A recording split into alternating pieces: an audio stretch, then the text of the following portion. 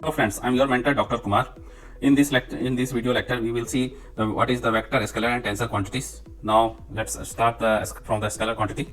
Okay, a scalar quantity is one have only the magnitude, no direction. Okay, in the physics, magnitude is the numerical value that describes the size, distance, and quantities of the physical properties. Magnitude is the numerical value that describes the size, distance, and quantities of the physical property or phenomena. Okay, then for example, let's see the magnitude is the 5 meter and magnitude is 8 kilometer. Okay, this is the magnitude. And what is the scalar quantities? Let's see some example. Distance, speed, and work are the scalar quantities. Now let's move and see the what is the vector quantity. What is the vector?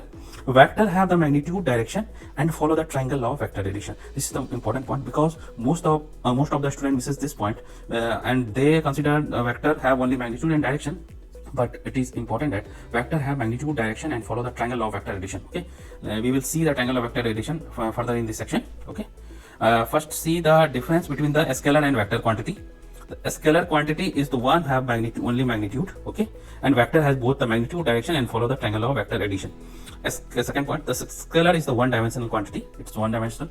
And vector is multi-dimensional quantity. Vector can be 1, 2, 3, three-dimensional. Okay, and third point is change in scalar quantity means change in magnitude, because scalar quantity only have the magnitude, then the change in magnitude will change the scalar quantity. On the other hand, vector have both magnitude and direction. Okay, the vector will change on the change in magnitude only, change in direction of the vector only, and the change in both the direction and magnitude. Okay, see the vector scalar quantity is 5 meter. Okay, this is the distance 5 meter.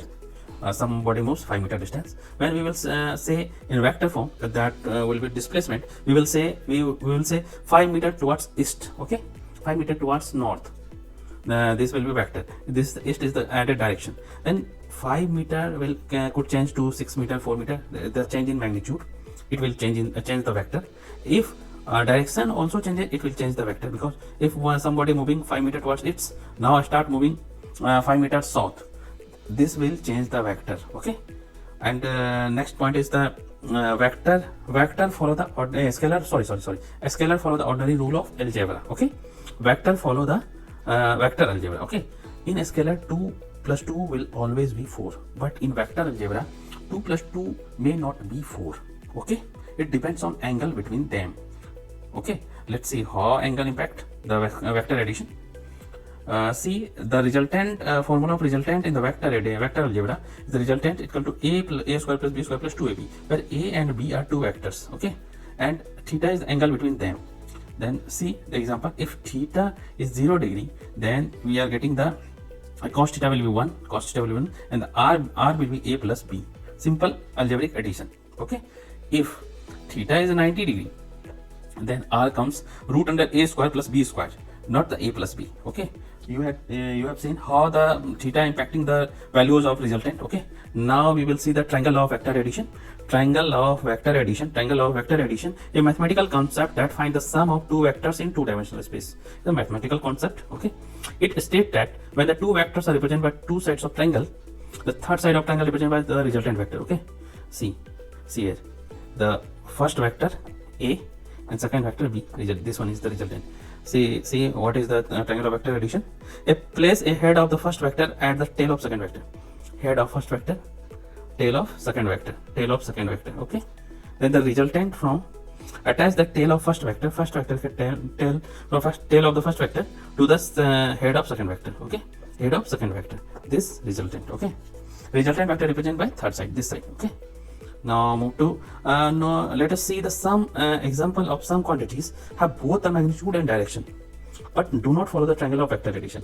It has magnitude and direction, so it should be the vector, but because they don't follow the triangle of vector addition, these quantities are scalar. For example, current electricity, it has magnitude and direction but don't follow the triangle of vector addition, so electricity is scalar quantity. Okay, scalar quantity. Let's see the second one is time. Time have both magnitude and direction, because time is always futuristic, so forward direction, but don't follow the triangle of vector addition, so it's a scalar quantity. Just like that is the rotation of the body. Don't follow the triangle of vector addition, so it's a scalar quantity. But rotation by a small angle follow the triangle of vector addition, so it is a vector quantity. Okay, let's now move to tensor quantity. Tensor quantity is a physical quantity that is neither vector or nor scalar. Some quantities are neither vector nor scalar. That is tensor quantity. Okay, let's see the definition. Tensor quantity is defined by magnitude, direction, and plane in rotation to coordinate system. Tensor is simply mathematical object that can be used to describe physical properties just like a scalar and vector. In fact, tensor are merely generalization of a scalar and vector. A scalar is zero order rank tensor and vector are first rank tensor. So let's see some example of tensor quantities: stress, strength, electromagnetism, and conductance. Okay. Now, thanks for watching the videos. I'm your mentor, Dr. Kumar. If you like the video, let's share, subscribe. Okay. Thank you. Bye.